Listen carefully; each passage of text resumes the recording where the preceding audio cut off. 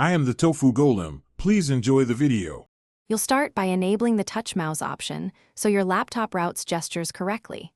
Open Settings and go straight to Devices or Touchpad. Enable the touch mouse or touchpad gestures toggle. Once done, make sure palm detection and multi-finger taps are active so accidental presses won't interfere.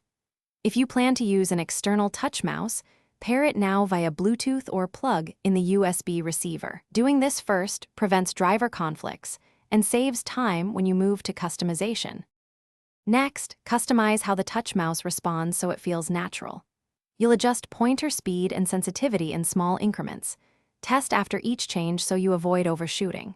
Then map 2- and 3-finger gestures to actions you use most, like switching apps or opening search, because gestures save time and reduce wrist movement. Make sure to install or update the manufacturer's driver or app for advanced features. Without those, some gestures and sensitivity settings may be unavailable. Finally, test the touch mouse across different apps and web pages to confirm tracking and gestures work consistently. If movement is jumpy, fine-tune sensitivity or acceleration, revert to defaults, then reapply changes if needed. Make sure you update the OS and drivers when problems persist. One key troubleshooting tip: clean the pad and remove nearby interfering devices. Also disable other pointing devices and restart. Many issues resolve after a simple reboot and driver reinitialization. Thanks for watching. Consider subscribing if we helped you today.